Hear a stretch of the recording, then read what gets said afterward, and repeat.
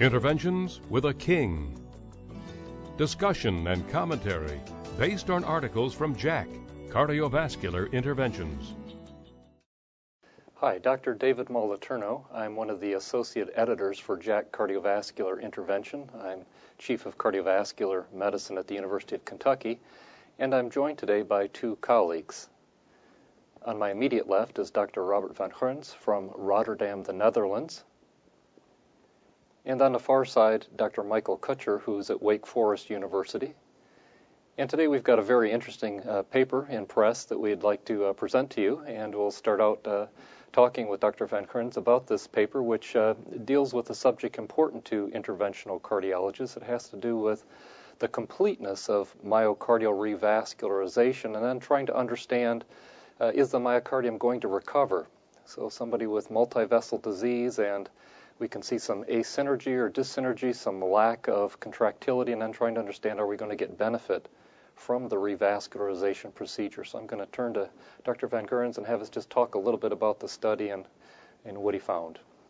Yeah, thank you, David, for the introduction. We studied patients. We were selected for multivessel PCI with known depressed LV function. We were interested if the multivessel PCI was going to improve left ventricular function. So we decided to do MRI pre and post to study the left ventricular function. And we divided the groups in three groups, where we found that the patients who had complete revascularization for their depressed LV function had an improvement of ejection fraction of 4 percentage points, compared to the patients who had incomplete or unsuccessful attempt for PCI, where there was no change in ejection fraction. So that's important to know then, that some of the patients were completely revascularized, some partial, and some had no revascularization at all. And these patients were all undergoing PCI, right? They were all undergoing PCI. Good. So I'll turn to Dr. Kutcher now and say, does that make sense to you? Patients who are more revascularized are going to have an improvement in their left ventricular function? Yes, Dave. The task for the interventional cardiologist is not so much can you do something, but is it right to do?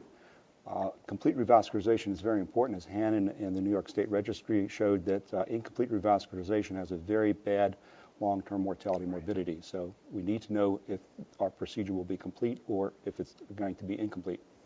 One of the challenges, though, that we've been faced with, Robert, in the past is just not knowing if the myocardium is going to wake up, so to speak. If it's hibernating, is it going to come alive? Some in the past have proposed using dobutamine echocardiography or PET scintigraphy. So tell us what drew you to do cardiac MRI, and what are the pitfalls perhaps, and what you found again? We used MRI because I think it is the most reliable, reproducible technology to study the left ventricular function at baseline and at follow-up, and also the regional function. Also, there has been a lot of studies going on viability assessment with MRI, and we used two parameters in this study because the well-known transmurality of the extent of the infarction, compare that to the low-dose dobutamine stress to see the improvement in function before. And what we found out that there was indeed a predictive value of the transmurality of infarction, but the low-dose dobutamine was a better predictor for recovery of function after PCI.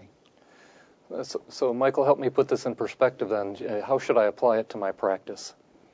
Well, I think this Robert's group has added another element of help to the interventionalist, and that is the functional assessment of what we're going to do with revascularization.